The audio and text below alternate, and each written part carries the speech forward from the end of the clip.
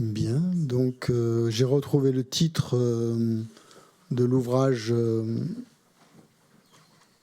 du commentaire du texte d'Atisha qui s'appelle « La lumière de la voie vers l'éveil ». Donc vous pouvez trouver à la boutique si vous le souhaitez. Donc c'est un commentaire qui a été fait de ce texte. Et le texte du commentaire, enfin le titre du livre s'appelle « Sans déployer ses ailes, l'oiseau ne peut voler ». Voilà. Sans déployer ses ailes, l'oiseau ne peut voler. Ça, c'est avec le commentaire ? Je pense qu'il y a le commentaire dedans. Je ne veux pas dire des bêtises, mais il me semble bien qu'il y a le commentaire. À vérifier. Ou est-ce qu'il n'y a que le texte racine ? Je ne sais plus. Je ne sais plus s'il y a le commentaire. Peut-être pas le commentaire, non.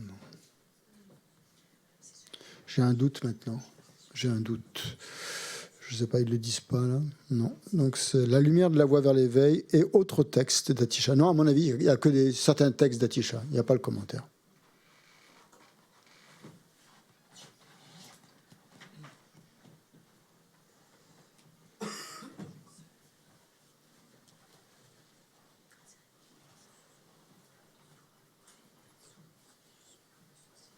C'est différent de la lumière de la voie vers l'éveil. C'est pareil, c'est ça. La lumière de la voie vers l'éveil. Oui, c'est ça, c'est ça. La lumière de la voie vers l'éveil, ça s'appelle. Celui que vous voulez dire, c'est pareil. Il y a d'autres textes d'Atisha avec. Oui, c'est le même. Je pense que c'est même la même traduction. Mais bon, c'est un livre un peu plus fourni, un peu plus gros que mon petit truc là. Mon petit cas. Ouais, dans le Lamrim Chenmou, lequel ? Le gros noir, l'ancien. Le gros noir. Je vois pas trop ce que tu veux dire. Il y a un gros Lamrim en 2 volumes. Noir. Ah oui. Mais il est noir ? En deuxième tome est noir. J'ai le premier aussi qui est noir. Après, peut-être depuis le temps, ça a changé. De couverture, oui, peut-être. Ouais, d'accord. Ouais, je ne savais pas qu'il était là. Oui, ah, oui, il est là. Il est effectivement là aussi. Ouais. Où en étais-je ? Où est-ce que j'en étais ? Ah oui, les trois types d'individus. Atisha. Donc on a vu le premier, donc l'individu de capacité ou d'envergure ou de motivation inférieure, on va dire, qui n'est intéressé que par son propre bonheur et qui il a quand même compris quelque chose. Parce que il ou elle s'intéresse donc au bonheur, mais dans la vie future. Donc il ou elle a compris que dans cette vie, il y a très peu de chance quand même. Hein. Et il fait plus confiance finalement dans la vie future, il a plus confiance dans le bonheur des vies futures que dans le bonheur de cette vie-ci. Et donc ça veut dire qu'Atisha, il met la barre quand même assez haut. Ça veut dire que si vous ne croyez que vous pouvez avoir le bonheur dans cette vie, vous n'êtes même pas bouddhiste. Par bonheur, il veut dire bonheur durable, hein, pas petit bonheur comme ça, passager. Hein. Un vrai bonheur stable qui dure, qui reste. Hein. Pas juste comme ça pour rigoler, quoi, quand on s'amuse bien. Hein, non, un vrai bonheur stable et durable et pérenne, quoi, qui soit là tout le temps. Quoi. C'est ça qu'on recherche quand même, hein, à la base. Hein. C'est bien ça qu'on voudrait avoir. On se contente de petits bonheurs parce que on n'a pas trouvé autre chose, quoi. Donc lui, il ou elle a compris que c'était pas possible dans cette vie, hein, que les bonheurs de cette vie finalement n'étaient pas si bien que ça, mais que dans la vie prochaine, s'il pratique bien ce qu'il faut, il trouvera le vrai bonheur, hein, parce qu'il aura pratiqué beaucoup de choses positives et il sera quelqu'un de bien. Il aura éliminé certaines choses négatives en lui et donc dans la vie prochaine, il aura un meilleur bagage. Donc ça, c'est inférieur. Au niveau du bouddhisme, c'est inférieur comme motivation. Parce que bon, c'est pas mal, mais bon, c'est pas vraiment... on va pas bien loin, quoi. On va pas bien loin. Donc le deuxième, nous dit Atisha, c'est celui ou celle qui se détourne des plaisirs du samsara. C'est-à-dire, c'est la personne donc qualifiée d'intermédiaire, de motivation intermédiaire, parce qu'elle a compris que le bonheur n'était pas dans le samsara, ne fait pas partie du samsara. On ne peut pas trouver un vrai bonheur dans le samsara. Donc cette personne a compris ça, donc il va chercher à se libérer du samsara, à sortir du samsara, sortir de la roue, hein, la roue fermée là, par l'ouverture du cercle, sortir du samsara pour avoir le bonheur. Donc qu'est-ce qu'il cherche? Il cherche le bonheur encore, hein, bonheur stable, mais il cherche dans la libération hors du samsara. Donc pour ce pratiquant, il va falloir des méthodes spéciales. Il va avoir une voie spéciale qui va lui permettre d'atteindre exactement ça, d'atteindre la libération du samsara. Ouais, si possible. Enfin, en tout cas, c'est son objectif. Il croit à ça, qu'il va pouvoir s'en libérer dans cette vie. Il veut s'en libérer. Bon, c'est pas possible dans cette vie, dans les vies futures, mais enfin, c'est pas que le bonheur des vies futures qui l'intéresse, c'est de sortir du samsara. Donc, il y a un niveau de conscience un peu plus profond, en disant que il a compris que le bonheur, c'est le vrai bonheur stable. Tant qu'on était dans le samsara, c'était pas possible de l'avoir. Et donc, en gros, qu'est-ce qu'il va faire, lui? Il va éviter de créer des actions négatives, hein, déjà à la base, hein, éviter des actions négatives pour, mais plus que ça encore. Hein. Le premier va éviter les actions négatives, parce que quand on évite les actions négatives, on est de plus en plus vertueux, et là, on a une bonne réincarnation. Mais l'autre, c'est pas simplement les actions négatives. Bon, ok, il veut une bonne réincarnation, mais il veut sortir du cercle. Donc il va falloir qu'il réalise la vacuité, s'il veut sortir du cercle. Hein. Il va falloir qu'il sorte du cercle. Donc il va mettre l'accent un peu sur la sagesse, hein, pour pouvoir réaliser la vacuité. Ça va être ça son outil principal, sa voie principale. Ensuite, le plus supérieur, alors c'est celui qui a perçu ses propres souffrances, hein, il le dit à Atisha, et qui veut, ayant perçu ses propres souffrances, il veut absolument éliminer les souffrances des autres. Donc il ne s'intéresse pas simplement à sa souffrance. Les autres aussi ont vu la souffrance, hein, qui est l'enseignement de base. Hein. Le premier voit la souffrance et il dit « Ok, je veux le bonheur dans la vie future ». Le deuxième, il voit la souffrance et il dit « Ok, moi je veux le bonheur complet, hors du samsara ». Le troisième, il dit « Ouais, il y a la souffrance, mais si moi seul, je sors de la souffrance, j'élimine la souffrance, il y aura tous les autres encore qui vont continuer à souffrir. Et ça, c'est pas satisfaisant, quelque part. C'est pas possible. Je peux pas me sortir seul de la souffrance et laisser tous les autres dans l'état et les oublier, les ignorer, faire comme s'ils n'existent pas, voilà, passer complètement à côté et puis ne plus m'en soucier. Lui il perçoit que c'est pas bon, c'est pas satisfaisant. Il sera jamais heureux, quoi, vraiment, hein, sachant que lui est arrivé, mais pas les autres. Donc cette personne va chercher à tout prix à éradiquer, dit Atisha, toutes les souffrances d'autrui. Toutes. C'est-à-dire, comment il va faire pour éradiquer toutes les souffrances d'autrui? Eh bien, il va atteindre l'éveil. Il va atteindre l'éveil et il va amener les autres à l'éveil. Hein, c'est ça.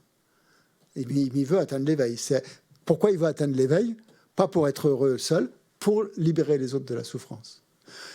Celui qui est en dessous, il va atteindre le nirvana. Il va atteindre la libération. Pourquoi il veut atteindre la libération? Pour se libérer seul du samsara. Donc, ce n'est pas tout à fait les mêmes motivations. Hein. C'est comparable au véhicule, non? Oui, exactement. C'est tout à fait comparable au véhicule. On pourrait dire que les deux premiers, c'est le Hinayana, et que le troisième, c'est le Mahayana. Exactement. C'est tout à fait ça. Hein. Les deux premiers vont faire partie du petit véhicule. C'est pour ça que la voie bouddhiste tibétaine intègre, on dit, hein, les deux véhicules, aussi bien le Hinayana que le Mahayana. C'est-à-dire les aspirations des deux pratiquants, motivation inférieure et intermédiaire, et le pratiquant de motivation supérieure. Donc, quelle est votre motivation? Non, je plaisante. Ça, c'est à vous de le décider. En tout cas, ici, le bouddhisme tibétain est axé et mahayaniste, hein, mais intègre le Hinayana, hein, quelles que soient les écoles. Toutes les écoles tibétaines sont des écoles mahayanistes, hein, qui visent à atteindre l'éveil. Donc, vous allez retrouver exactement, pas mot pour mot, bien sûr, mais du point de vue du sens, les mêmes prières, dans les mêmes aspirations, les mêmes prières d'aspiration dans les 4 écoles du bouddhisme tibétain, et, en mettant l'accent justement sur l'éveil, et pas simplement sur la libération. Dans le Hinayana, dans les enseignements du Theravada, on parle de l'éveil aussi, mais pas exactement de la même façon. Dans l'éveil dont on parle dans le Theravada, en fait, c'est la libération, c'est le nirvana. Tandis que dans le Mahayana, on fait bien la distinction entre le nirvana et l'éveil. Le nirvana est une libération individuelle, une libération personnelle.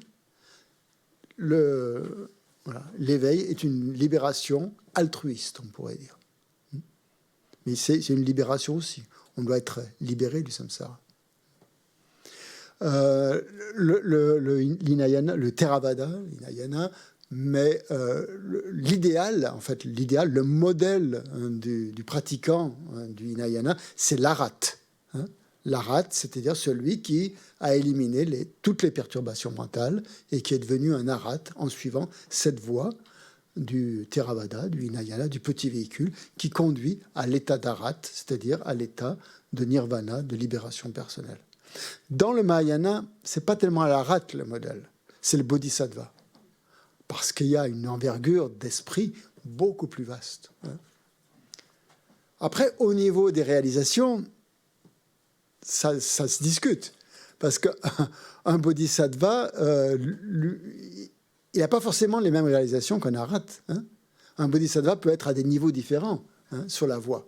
Il peut être à toutes sortes de niveaux. Il n'a pas forcément encore réalisé la vacuité, un bodhisattva. Mais il a un esprit complètement dévoué aux autres. Hein. Et ça va l'amener à réaliser la vacuité, peut-être. Hein. Mais son point de départ, c'est vraiment la compassion, quoi. L'intérêt altruiste, le cœur énorme qu'il a pour les êtres. Hein. Et ça, c'est... voilà. Au niveau des réalisations, l'arat est peut-être supérieur au bodhisattva, parce qu'il a réalisé la vacuité, il a éliminé toutes les perturbations mentales. Wow, il a un super niveau, quand même. Le bodhisattva n'a pas forcément... Ça dépend. Il y a des bodhisattvas qui ont réalisé la vacuité, d'autres pas. Ce n'est pas vraiment un critère. Hein, dans cette voie. Le critère, c'est d'atteindre l'éveil. Il la réalisera, la vacuité, le bodhisattva. Il n'y a aucun doute là-dessus, s'il continue sur sa voie. Hein. Donc, il y a deux voies, vous voyez. Et vous avez la voie du petit véhicule, qui conduit à l'état d'arat, et vous avez la voie du grand véhicule, qui conduit à l'état de Bouddha, en passant par le bodhisattva. Hein. Vous comprenez? Bodhisattva, arat, Bouddha, ça commence à faire... Arya, on commence à rentrer dans la terminologie. Je suis désolé, on est obligé de passer par là, pour qu'après on parle vraiment le même langage, quoi. Sinon, je vais dire un truc, vous n'allez pas comprendre de quoi je parle, ça va être bizarre. Donc quand on parle, vous voyez, vous comprenez, il faut un peu familiariser avec tous ces termes. Un arat, un bodhisattva, un arya. C'est quoi la différence entre un arya et un arat? Oh, ok, si vous ne comprenez pas tout aujourd'hui, c'est pas grave. Même au Pays-Bas, il y en a encore qui... ça fait 8 ans qu'ils n'ont toujours pas vu la différence entre un arya et un arat. Donc, mais je préfère mettre déjà les jalons. Un arya, je vous le dis tout de suite, si vous vous en rappelez, tant mieux. Si vous oubliez, c'est pas grave, on y reviendra. Un arya, c'est un être sublime, un être qui a réalisé la vacuité. Hein, directement. Qui perçoit directement la vacuité. C'est-à-dire, pas conceptuellement, mais directement. Ça, c'est un arya. Un être, voilà. qui a cette réalisation. Un arat a la réalisation de la vacuité, c'est sûr, puisqu'il est arat. Il a éliminé les perturbations mentales. Il est arrivé au terme de la voie du Hinayana. Un arat, il est arrivé au terme de la voie du Hinayana, du petit véhicule, et il a éliminé toutes les perturbations mentales. Donc il a aussi réalisé la vacuité, hein, pour pouvoir... mais il ne suit pas la même voie. Il est dans la voie du Hinayana, et l'autre... voilà. Et le Bodhisattva, lui, il est dans la voie du Mahayana. Donc il a fait Bodhisattva, Arya, Arat. Quand on parle de l'Arya, on ne se place que du point de vue de la réalisation de la vacuité. C'est-à-dire qu'en fait, il y a deux types d'êtres. Il y a des êtres ordinaires et il y a des Aryas. Si on n'a pas réalisé la vacuité, on est un être ordinaire. Désolé. Hein. Si on a réalisé, on est un Arya. OK ? On est dans ce cas de figure. Ouais, attends. OK. Ça va ? Donc, les bodhisattvas peuvent être des Aryas ou pas ? Exactement. Est-ce que l'Arat est un Arya? L'Arat est un... Oui, l'Arat est un... Bien sûr, bien sûr. Oui, qui a réalisé la vacuité, oui, bien sûr. Mais quand on... forcément, il est forcément un Arya. Oui, il est forcément... Quand on parle d'un Arat, c'est sous-entendu qu'il est Arya, je pense. Donc, l'Arya... Pardon, excusez-moi. Juste, ça a peut-être clarifié les choses. Ça les clarifie pour moi, en tout cas. L'Arya, c'est pour faire la distinction entre un être ordinaire et un être qui a réalisé la vacuité. Hein, c'est ça. On va distinguer l'Arya et l'être ordinaire. Juste là. L'Arya et l'être ordinaire. OK. Ouais, il n'est plus un être ordinaire. Il a réalisé la vacuité directement. Waouh. Il a réalisé la vacuité directement, c'est un Arya. Maintenant, l'autre catégorie, c'est Bodhisattva ou Arat. Un Bodhisattva est sur le grand véhicule, et dans le grand véhicule, l'Arat est dans le petit véhicule. Alors, Arat, ça veut dire quoi, Arat ? Ça veut dire destructeur de l'ennemi, ou celui qui tue l'ennemi, qui a tué l'ennemi. L'ennemi, c'est quoi ? C'est l'ego, oui, les perturbations mentales, la saisie individuelle du soi, et tout ça. Il a éliminé les perturbations mentales. Pour éliminer toutes les perturbations mentales, il faut réaliser la vacuité. Hein ? D'accord ? Au moins. Hein ? Mais voilà. Donc, il a éliminé son plus grand ennemi, voilà, les perturbations mentales. Quel est le plus grand ennemi, à votre avis, pour un bodhisattva ? Le plus grand ennemi d'un bodhisattva. Oh, là, je m'écarte un peu, mais bon, ça fait rien. Je mets des graines, on va dire. Donc, le plus grand ennemi d'un arat, c'est les perturbations mentales. OK ? Parce que elle l'empêche d'avoir sa libération personnelle. Pour un bodhisattva, ce serait quoi le plus grand ennemi ? L'ignorance. L'ego. L'autochérissement. Exactement. L'autochérissement, c'est-à-dire le souci exclusif que l'on a de soi-même, au niveau le plus subtil. Hein ? C'est-à-dire, pas simplement l'ignorance qui saisit un soi, mais en plus, cette saisie égotique, cette saisie égoïste, pardon, pas égotique. Si on dit saisie égotique, ça veut dire croire à un ego qui existe, blablabla. Mais saisie égoïste, c'est-à-dire se placer toujours avant les autres. Hein ? Égocentrique, si vous voulez. Ouais. Égocentrique. Hein ? De tout ramener à soi. Ce qu'on fait tout le temps, quoi. Hein ? Quand on est un bodhisattva, c'est son pire ennemi. Donc, ce qui va chercher à éliminer le bodhisattva, c'est surtout ça.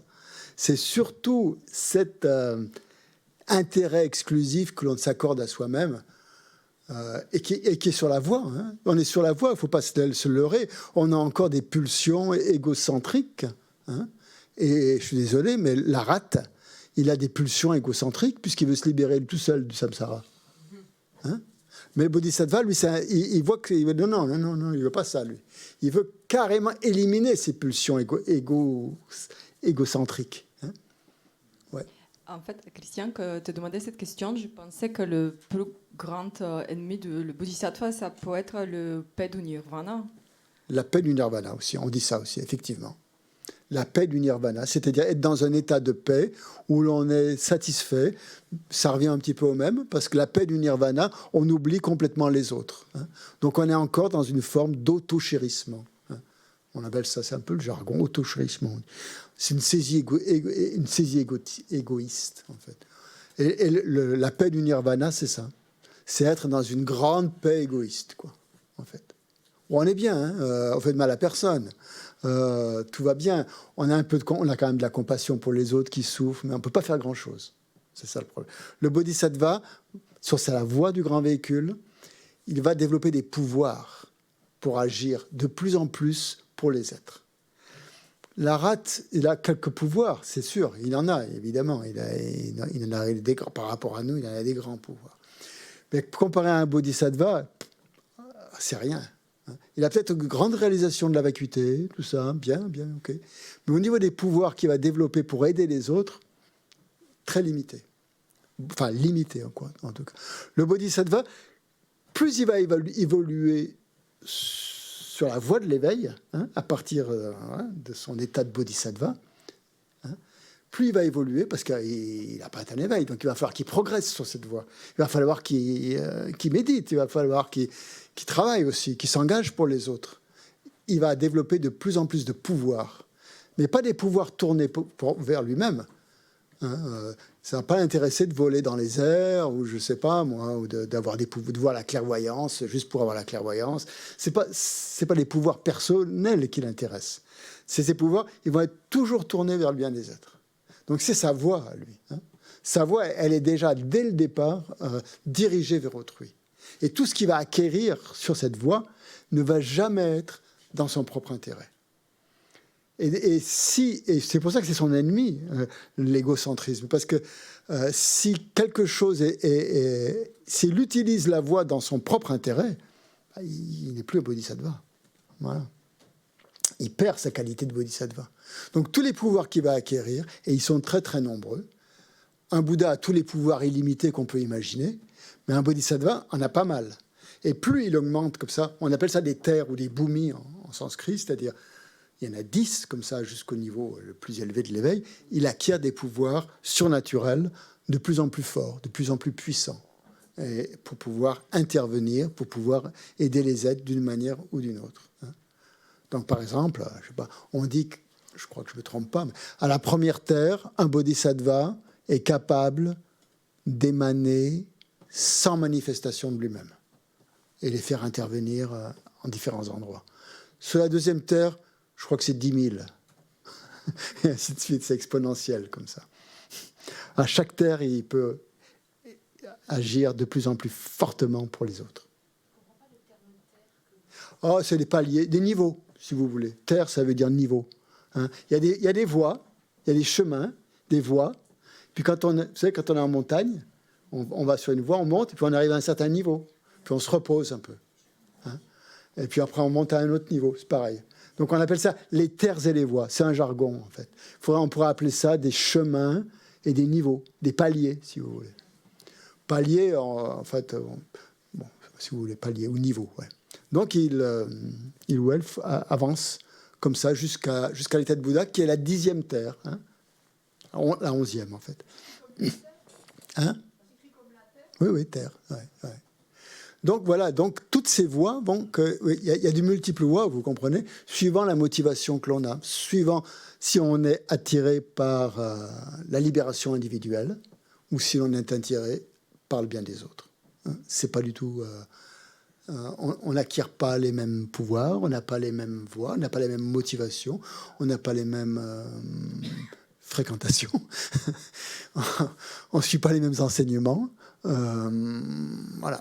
Donc nous, ce qu'on va étudier, je vous le dis tout de suite, c'est la grande voie, la voie du grand véhicule. On ne va pas s'arrêter à une libération individuelle. Mais bien sûr, on n'est pas encore des bodhisattvas, donc on a quand même un intérêt personnel et on ne va pas faire semblant de ne pas l'avoir. Mais on va quand même, et donc on verra ça demain, justement, comment Lama Tsongkhapa, lui, il a étagé Parce que là, je vous ai juste simplement dressé une esquisse des 3 types de voies. Mais on va rentrer de plus en plus en détail, et ça va être l'objet en fait de ces 2 années de découverte du bouddhisme, de développer les méditations qui correspondent à ces 3 niveaux. Donc on va y aller très progressivement. On va commencer à 0 et on va aller jusqu'au 14e module. Et on va essayer de rentrer ou de comprendre déjà, mais vous aurez des méditations à faire chez vous pour essayer de mieux les intégrer, de comprendre quelles sont les pratiques que l'on doit faire dans ces différents niveaux. Ce sont des pratiques analytiques, de méditation analytique. Mais toujours à la base, bien sûr, il nous faut la concentration. Ça, c'est évident. Est-ce que tout est clair? Est-ce qu'on peut reprendre l'aria? L'aria. Ça va durer. L'aria et le bodhisattva? Ou l'aria et l'être ordinaire? C'est 2 classifications différentes. Arya, être ordinaire dans une catégorie, et Arat et Bodhisattva dans l'autre catégorie. D'accord? Arya et être ordinaire. L'Arya permet de distinguer l'être ordinaire d'un être réalisé, et l'Arat d'un pratiquant du petit véhicule, d'un pratiquant du grand véhicule. Donc l'Arat est arrivé au bout de sa voie, lui. C'est-à-dire qu'il a atteint son nirvana. Il a pratiqué le hinayana, il est arrivé au terme de sa voie. Le Bouddha, pareil, il est arrivé au terme de sa voie. Donc on peut dire que le Bouddha est une forme d'arat aussi. Si on veut utiliser le mot arat au sens propre, à la définition propre, c'est-à-dire celui qui est arrivé au bout de sa voie, qui a détruit l'ennemi, qui a détruit son ennemi. La lumière verte. Mais l'Arat, en fait, c'est forcément un Arya, alors qu'un Bodhisattva n'est pas forcément un Arya. Parce qu'il a pas encore. Mais il le deviendra un Arya à un moment donné, de son parcours, de sa voie, de son évolution. Donc vous voyez ce que c'est que la voie. Bon, j'espère que vous commencez à comprendre de quoi il s'agit. Oui. Pour l'Arya, qu'est-ce que ça veut dire à directement réaliser la vacuité? Comment on réalise directement la vacuité?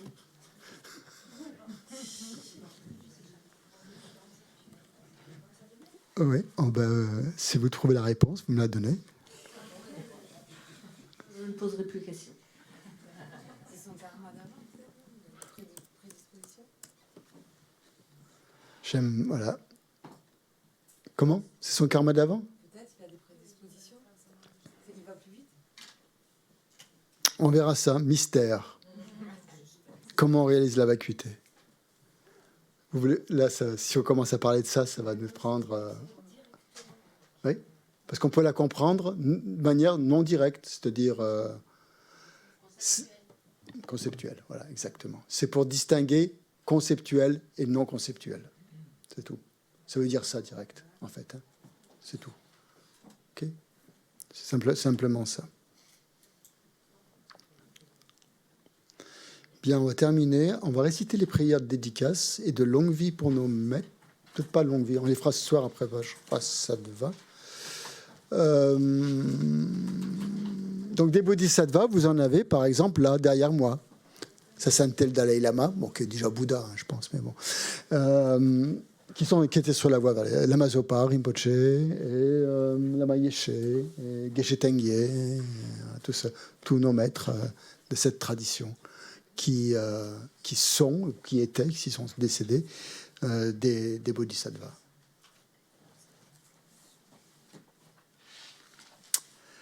Bien, je partage, Sangha.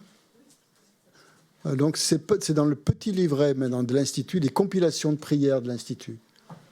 Si vous ne l'avez pas, quelqu'un peut en faire passer. Il n'y en a peut-être pas pour tout le monde, mais bon, il y en aura au moins quelques-unes.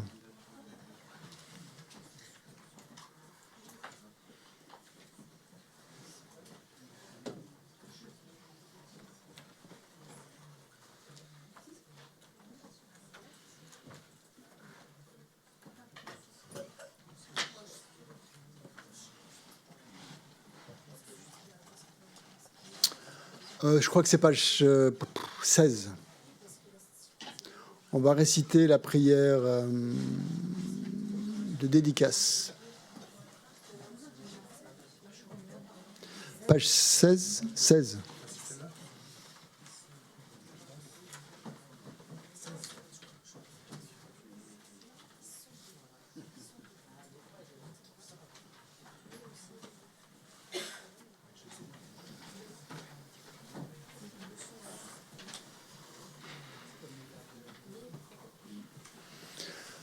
Prière, donc page 16, ça commence par Gewadiyi en tibétain.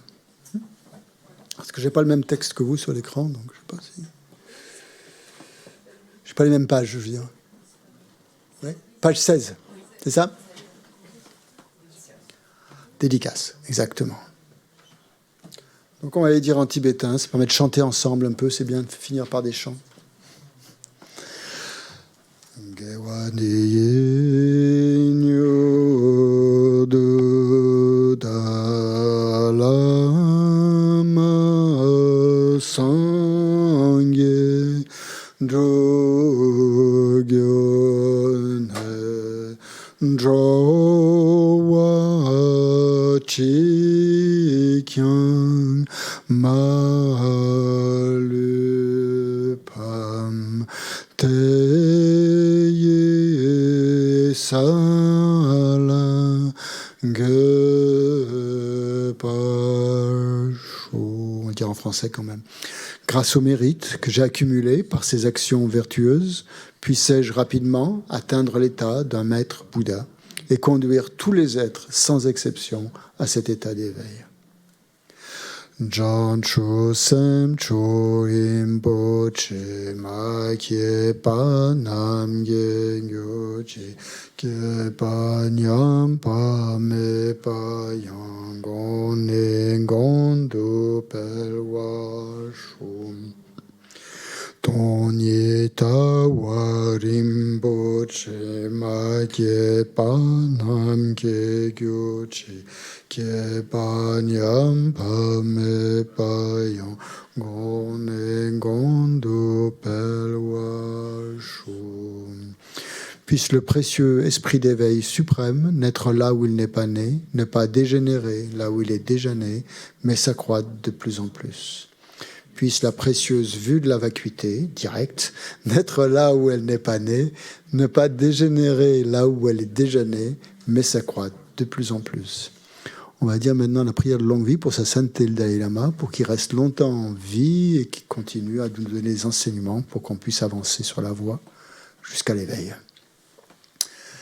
C'est la deuxième strophe. Gari rawe kowe shinkam de pendan de wa malu jongwe ne chenre ziwan tenzing gyatso ye shape site badu tengyo chi. Voilà, merci beaucoup. Et donc, on se retrouve demain à 10h pour la suite. Sauf ceux qui restent. Donc, il y aura Vajrasattva ce soir à 8h sur Zoom aussi. Par contre, ce ne sera pas le même lien. Il ne faudra pas aller sur PEBA.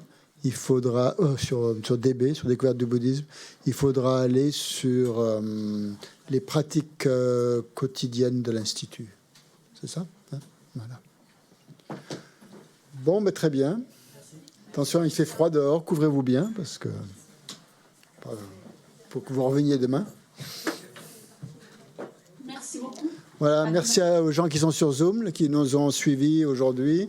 J'espère que vous arrivez à poser des questions. Quand vous en avez, n'hésitez pas, levez la main, et puis Tsanka vous passera la parole. Donc, voilà. Merci. Bonne soirée, Merci en tout cas, ou à tout à l'heure peut-être. Merci. À demain. À demain. Merci, au revoir. Au revoir.